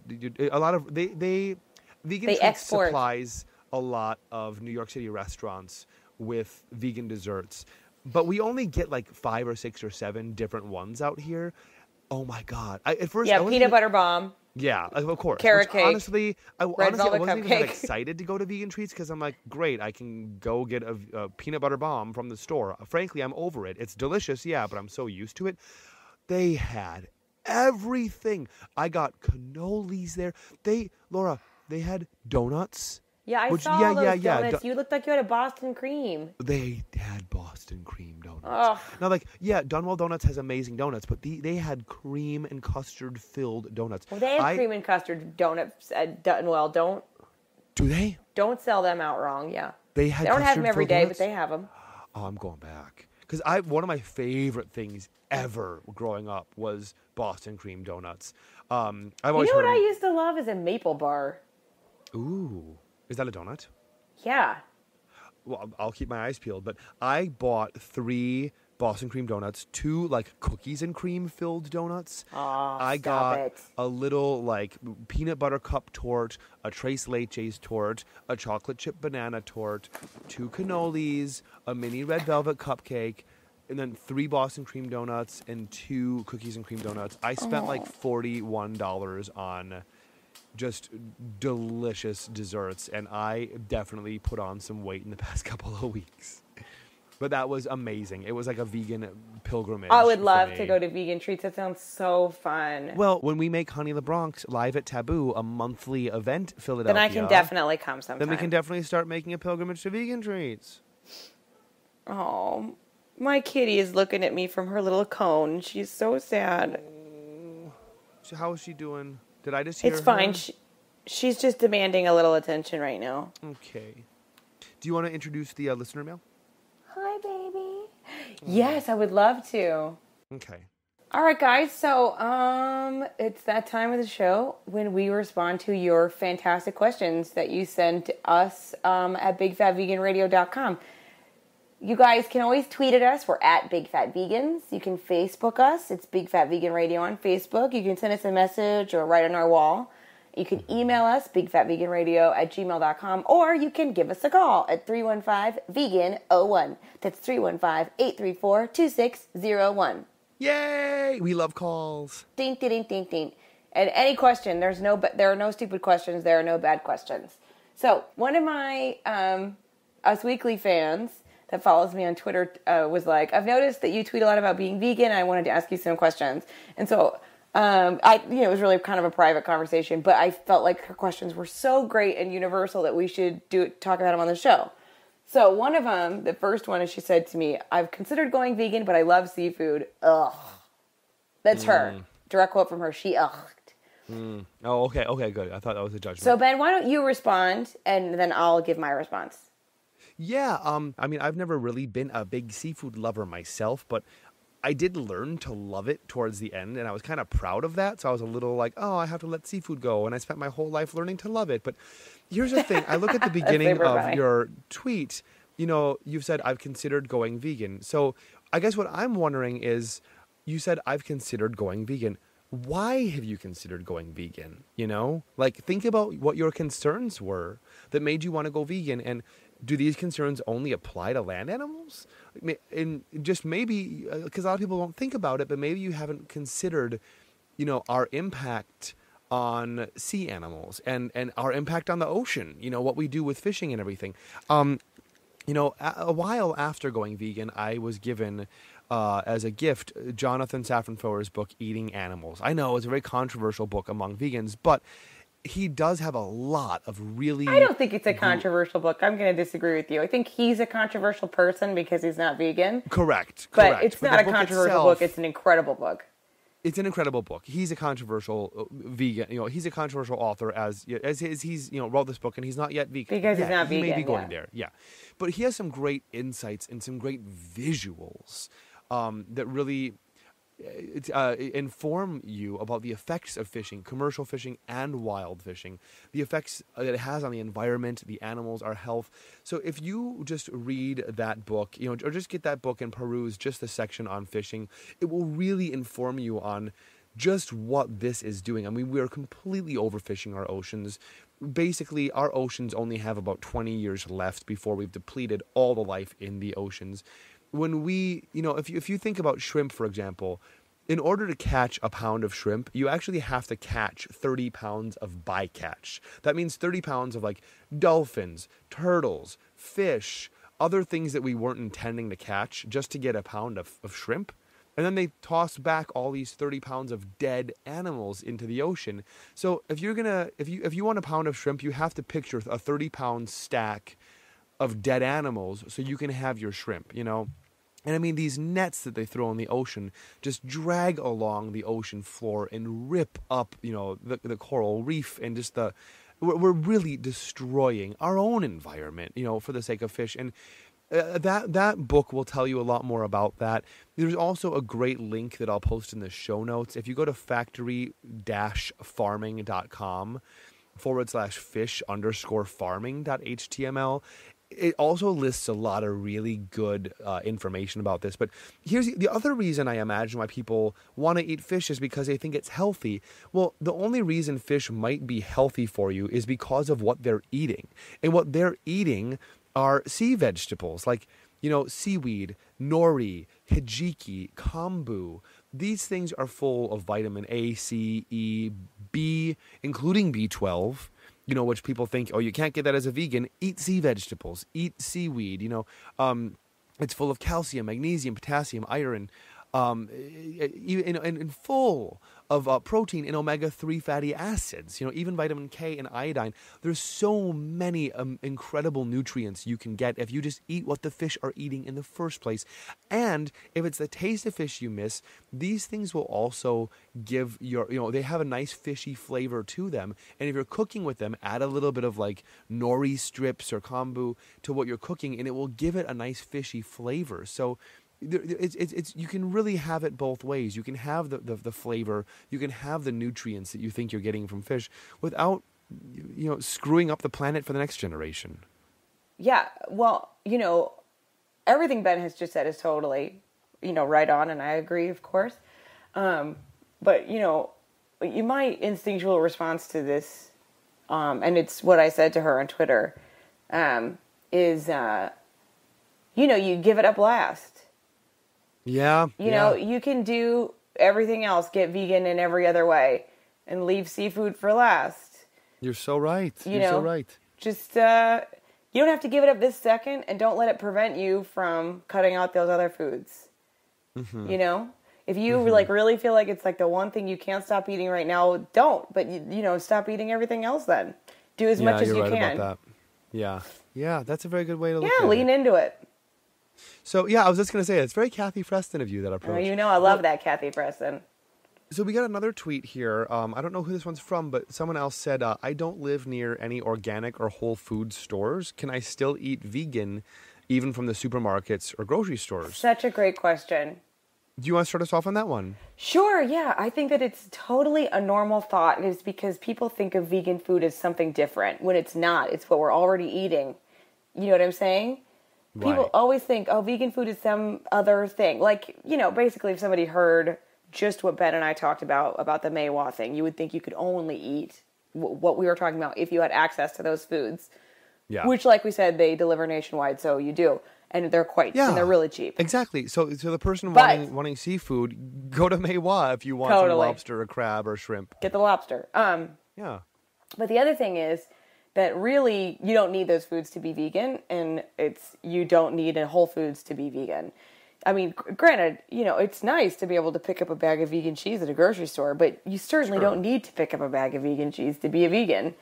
You can still make pizza and pasta and salads and, vegetable-based entrees and, all sorts of grains. And it's all stuff you can just get at a regular store. It's like no problem. Right? Yeah. And then for your, if tofu and tempeh is pretty much available at every major kind of grocery store. Like the only thing you might because I'm really from a small town, right? And when I'm home, sometimes when my dad would go shopping, sometimes I can't find tempeh. I would say that's like the biggest challenge.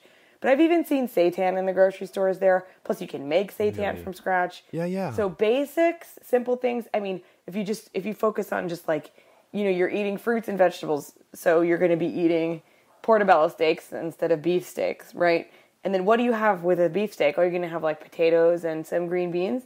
You can make all of that vegan. That's no problem. It's like totally easy. Right. And that's all stuff you can get at a regular grocery store. It doesn't have to be organic. It doesn't have to be local, farm fresh. You can get all this stuff at a regular grocery store. And then, if you don't have a vegan cookbook, hit the internet. It's all out there for you. Amen. You can make it happen. There's a really good cookbook by my friend Dino Sarma. He has a book called Alternative Vegan. Oh, Dino. He also has he also has a podcast and a blog of that same name, or a website. But the cool thing about Alternative Vegan is it's like there's no this in it, there's no that in it, there's no energy agri-plate. It's just all like produce. It's all rice and beans and lentils and this and that. It's just such easy stuff to make. Yeah, that's true for all of Colleen's cookbooks as well.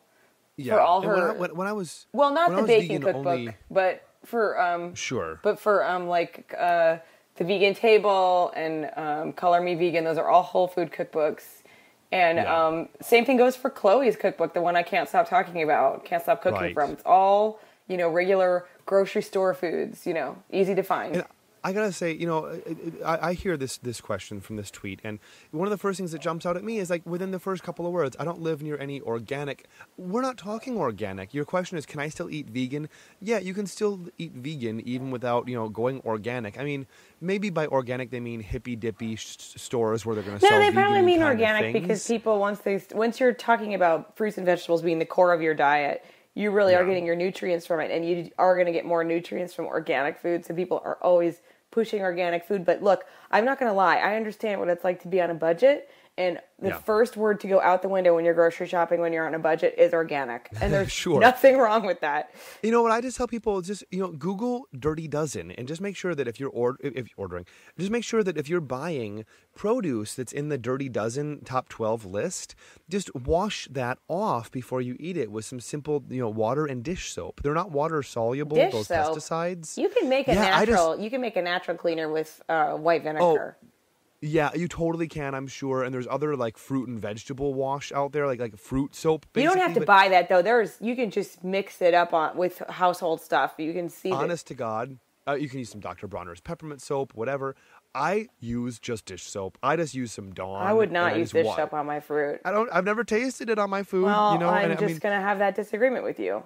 Well, all right. I guess fancy wasn't my name, but I mean, you can Reba McEntire reference. But so there's the thing about the organic. Like, don't worry about organic. And if you want to worry about organic, just make sure that you're washing with soap of some kind.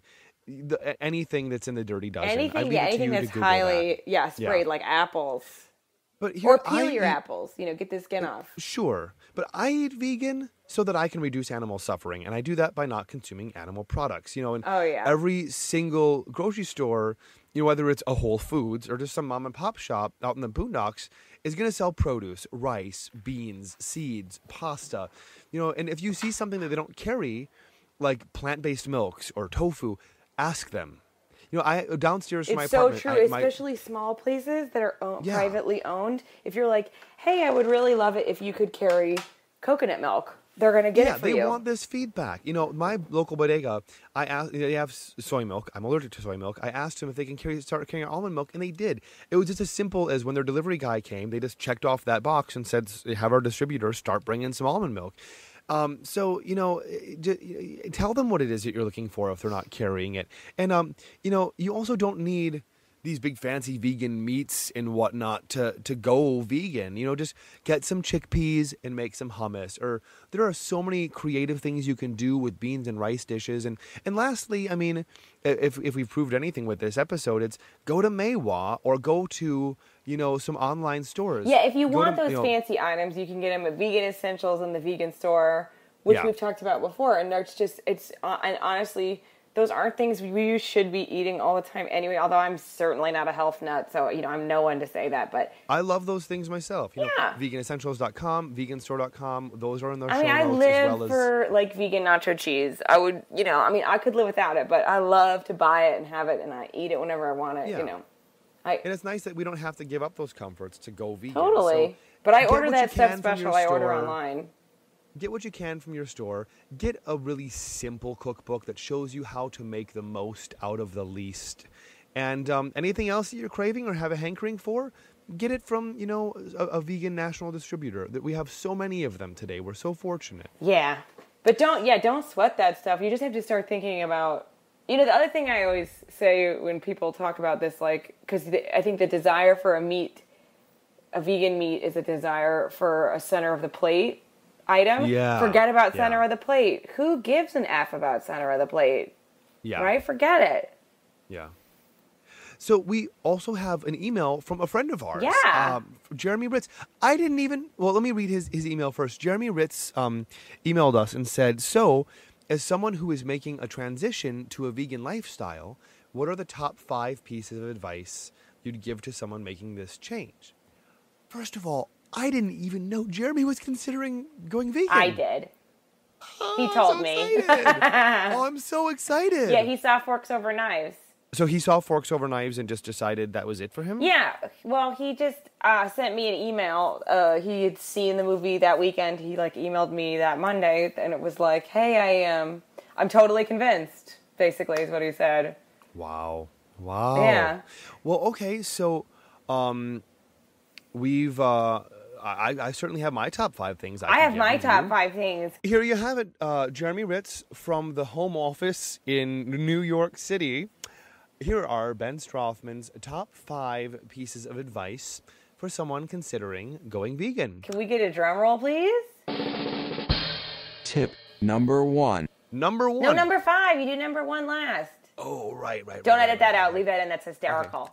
Yeah, I always forget how it goes. Okay. I mean, tip number 5. So number 5, thank you, Laura. Number 5, remember what you're doing this for. Every now and then I experience activist burnout, and I start to think, you know what will be the harm if I just have a little dairy, or maybe I can just eat a little meat today and get back on the wagon tomorrow.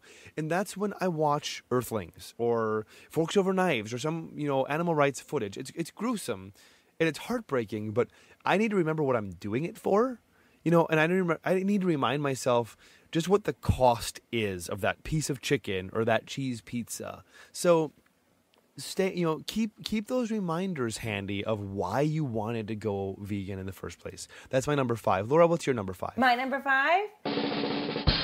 Tip number 5. My number 5 is keep a positive attitude.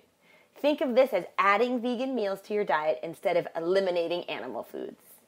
Oh, that's a good one. You're right about totally. that. The thing is, people get a little like, oh, but I'm not going to have butter anymore. Just think of it as, now I keep Earth Balance in the fridge instead of butter. Yeah. Now I keep this kind of yogurt instead of, dairy yogurt, etc. You're adding foods. Think of it as adding foods and learning how to make new foods instead of eliminating foods. Yeah. Tip number 4. Number 4, I say educate yourself. Start reading books. For me, the books that I read in this order were The Face on Your Plate by Jeffrey Masson. Then I read Eating Animals by Jonathan Safran. No. Then I read Skinny Bastard or Skinny Bitch. I read Skinny Bitch. Version.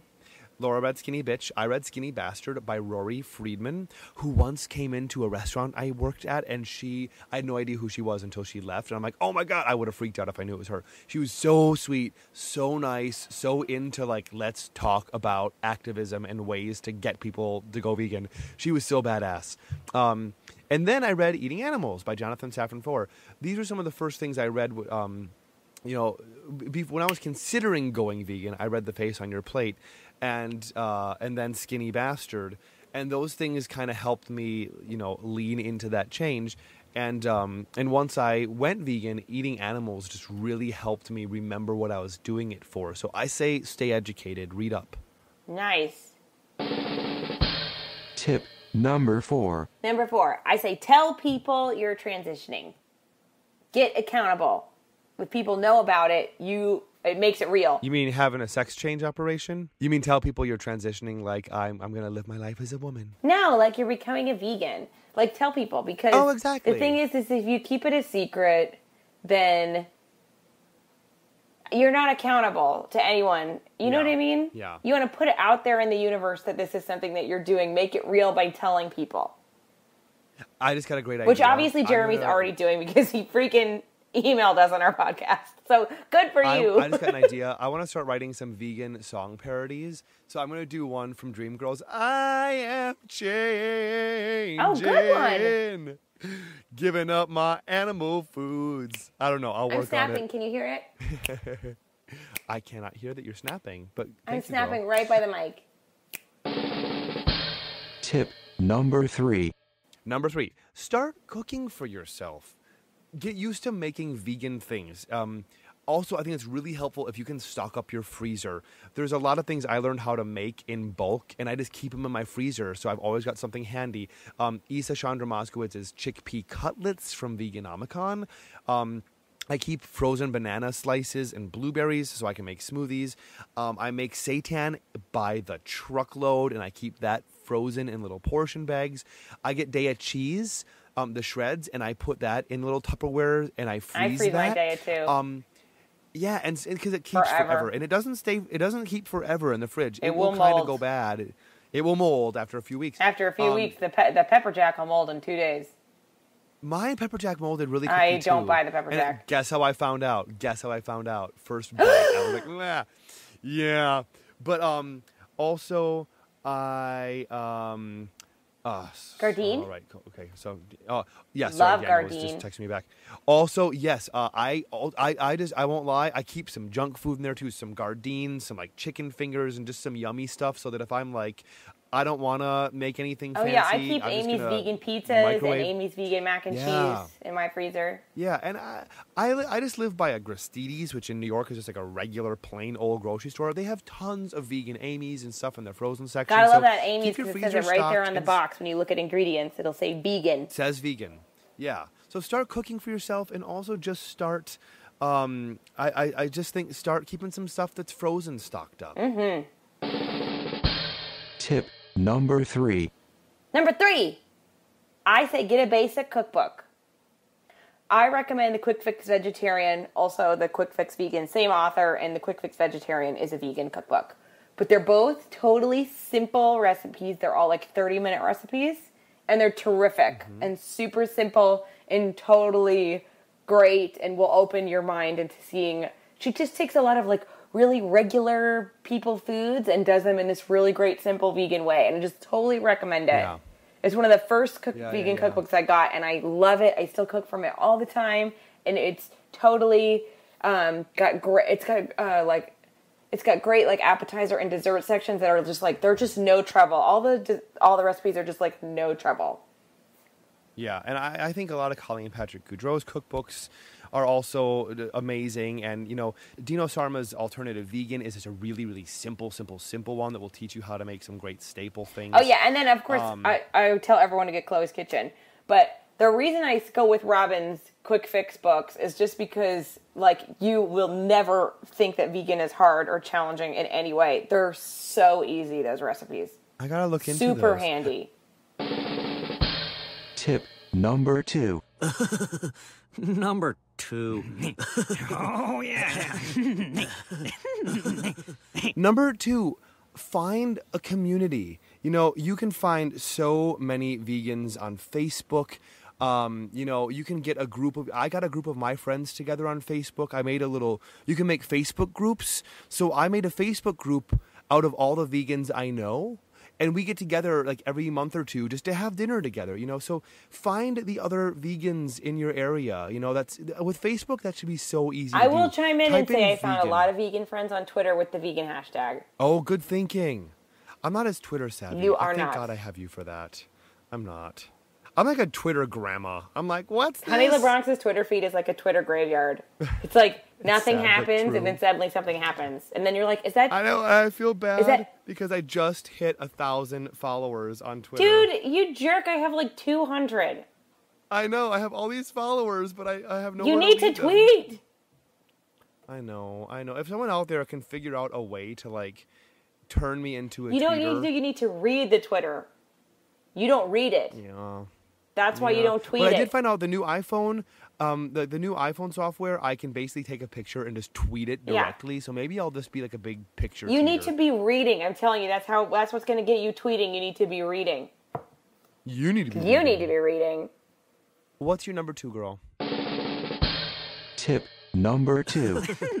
Number 2. Read a book about it. I say pick up a book, and I recommend Kathy Freston's Veganist. Of course I do. I'll Good also thinking. say that Jeremy, since you are my friend, I will lend it to you. Yay. Okay, and big drum roll here. Number 1. Tip number 1. Number 1, podcasts. Do you see how I overpronounce things? Podcasts. Like this one. Like this one. But I have to give a shout out. Okay, there's a lot of podcasts out there. It's true. I listen to a lot of podcasts, but I have to say, 2 months prior to my going vegan, I started listening to Vegetarian Food for Thought by Colleen Patrick Goudreau, available on iTunes. And here's what I recommend. And this is like my doctor's prescription for any new vegan or someone thinking about the change. Download all of the episodes. Just do it. Put them. It's been out for like 6 years. There's 1 million episodes. Download them all. And then listen to them in chronological order, starting with the very first one. Because for me, it was like going to vegan college. And you know, some of the episodes are really short, some are really long. You know, I just listen to them, you know, while I'm doing whatever I'm doing. And over time, all this knowledge seeps in, and she's probably the easiest person to listen to. She's a lovely voice. She's so lovely. She's so beautiful. I once I hit the end of her podcasts and I listened to all of them, I actually went through and started listening to them all again. So I've listened to every episode twice through. And when I found myself in a certain situation, I was just like, oh, I know what to do. I know what to say. I know what to think. I know how to answer this question. I know how to handle this situation. It just really kept me informed. Of course, I also listen to Our Hen House. I listen to Eating Consciously. I listen to Red Radio. There's so many great podcasts out there. But I definitely recommend starting with Vegetarian Yeah, Food I'm for going Thought by to Colleen totally Patrick agree. Joe. I started listening to Colleen's podcast before I had stopped eating dairy, but I had stopped eating everything else. And it's really helpful. And the other thing is,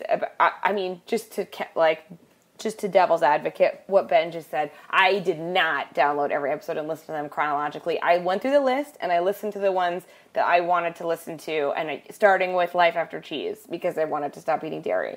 So It's like you can do that too. I cherry picked, and I had a great experience. She has so much good information, especially for new people. She's really perfect for that. Yeah. She's very, very good at just making it seem easy, no pressure. She just and makes easy it to seem do. like it makes so much sense, which it does. And also, she makes it seem like it makes so much sense, which it does. But she also makes you feel like you're not alone, especially for me because I was living with my ex at the time, and he was not interested in veganism, not a vegan, was never going to be a vegan. And I felt really alone, and she really made me feel not alone. And also, she reads a lot of letters from listeners on that show. It really made me feel connected. Like, oh, there's so many people who think this way too. It's really great. People who care about their health, people who care about the animals, and it was a really good feeling. So it's a great recommendation. And she's lovely in person too, because I got. Oh, to gee, meet do her. you know? I'm going to meet her. I'm meeting her next month. I'm so excited because wait. When are you meeting at the her? Seed. That's right. She's coming to this. Oh, good. Oh, that's right. Okay, excellent. Laura, what is your number one piece of advice? Tip number one. Number one, be vegan at home. Be vegan at home. Yes, and what I mean is, and I don't mean that tomorrow you have to throw out everything that's not vegan, but I do mean that there's really no excuse to not be vegan at home. It's the easiest place to be vegan. And so if you're transitioning and you want to take your time, and I respect that, and I did it too, and don't get me wrong, I think it's the best way to do it. I really do. Overnight is really hard. And I think that if you're going to be cooking yourself dinner at home, make it vegan. If you're going to have breakfast at home, have vegan breakfasts at home. Make your, you can slowly do it, but make your fridge and your pantry a vegan and eat vegan at home. And then, if you're still transitioning when you go out, go to a wedding, whatever, etc., I understand. Take your time. But at home, you can really control it. And there's no reason to not make that the priority and do that first. Yeah, that's really good thinking. Well, it's what I did. And it really worked for me. Yeah, I guess that's kind of how I did it too. Then again, for me, I am one of those vegan overnight. I know stories. you are. I just kind of went vegan, and it's. I really did it over the course of several months. I did go vegetarian first for 6 months. Yeah, that's transitioning. So even I kind of did it in stages. So Laura, do you have anything to plug? Yeah, actually, I do. I'm going to be moderating the speakers at the Seed, which is the Seed of Vegan Experience, which is going to be this huge expo, which is happening Father's Day weekend. So it's this month. It's June 16th and 17th at 82 Mercer. You can get your tickets at theseedexperience.com. And there's going to be amazing speakers like Colleen Patrick Gaudreau, Dr. Furman, Jasmine Singer. Oh, I'm trying to think. There's a million. Brendan Brazier. I mean, the list goes on. It's really going to be like a powerhouse. Oh, and of course, Kathy Freston. She got Kathy Freston? Yeah, it's like totally a who's who. And by the way, the Seed, this whole thing is like the brainchild of Red Radio's Aaron Oh, yeah, Red. my girl. who's a friend of ours, and she's just like, you know what? I am going to produce a great big vegan expo. Yeah, she's one of really the. excited She's like about the this. co-founder. I think it's gonna be amazing. I mean, it's like it's incredible. It seems like an incredible project. So I'm really excited to be involved. They asked me to moderate the speakers, and so What an honor! I know I'm totally excited. So Oh my god! definitely come by. I'm gonna totally be a stage mom out in the audience, like smile, like sing out, Laura. So everybody come and come visit me in the speakers room, and you can hear the amazing Colleen Patrick Goudreau and Kathy Preston, and it's going to be really amazing. Yeah. Oh, I'm looking forward to that. Me too. So I would like to plug a few things. As always, you can check Honey LeBronx out at vegandragqueen.com. I've finally uploaded episode 4, chocolate chip pumpkin bread or cupcakes. So check that out. And I'm so excited. Honey LeBronx is going to be performing for her hometown people at Pride Fest Milwaukee on Friday, June 8th. I'm going to be performing on the Miller Lite main stage at 8 p.m. And I'm opening for Belinda Carlisle. So I'm kind of excited about that. That's super exciting. And guess what? The very next day, Pride Fest is having me come back. I will be performing on the health and wellness stage at 4:15. I'll be doing my very first ever vegan cooking demo. I won't lie, I'm a little nervous. I've never done a live cooking demo. I mean, it's one thing when I can edit it and upload it to YouTube and make me look all perfect, but I will be doing a live cooking demo. So if you're in the Milwaukee area or Chicago or nearby, you don't want to miss. Pride Fest is the world's largest gay music festival. They're getting a bunch of queens from RuPaul's Drag Race to perform, some headlining talent like Belinda Carlisle, and I'm sure there's other awesome people. But you also can come see me do my first ever live. Do you know what you're going to make? So come check that out. I don't yet. I've been talking to my friend Brooke Guthrie. She is Chef Eco Love, or Mama Earth Rocks is the name of her company, and she is like a professional cooking demo person. So she's kind of walking me through it a little bit.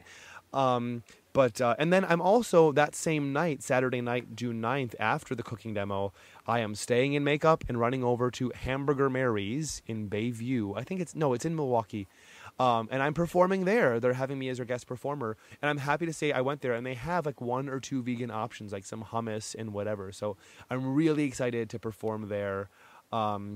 So awesome. Yeah, that's my stuff to plug. That's going to be awesome. So if anyone's in the Milwaukee area, they totally have to go. Have to. It's not even optional. And we got to give a shout out to Michael. Oh yeah, Heron, we really want to just say thank you Heron. and mention. Thank you, Michael. Yeah, but how awesome! Let's hear a big hand for our theme song and my people. prom date. Woo! And your prom date. So you can check him out at mikeypod.com. Also, I'm sure you've noticed we have our gorgeous avatars, our little cartoon our logo, for our our awesome podcast artwork. Laura, why don't you tell them about her? She's a friend of she's yours. one of my oldest friends from high school, middle school, elementary school. From the Big Bang. She's one of my oldest friends, and she's a great artist, and we're going to put a link up to her art on our website, and she's just... What's her name? Kelly Heffine. Yay, Kelly Heffine. Yeah, so she did our gorgeous logo and our avatars, which are so fun and awesome. Yeah, really amazing. Thank so you, nice Kelly, of her. for that. And lastly, we're gonna take you out with a song. Laura and I have a little mini announcement here. We've made a decision to feature only vegan musicians, vegan artists on our podcast. So every episode, we are going to take you out with a song by a vegan artist. So, Laura, who do we have this month? This is Dynasty Electric, and they're an awesome, kind of electronic band that I got to hear at the Vegetarian Food Festival in March when I was covering it. Mm-hmm. And it was great. I got to stay for the performance. They were awesome. I was totally enjoyed it. And you can actually see some video of it in my in the video that I made for the food festival, which is on YouTube.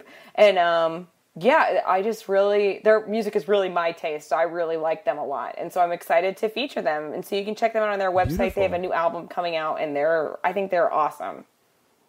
Awesome. Oh, I'm looking forward to listening to that.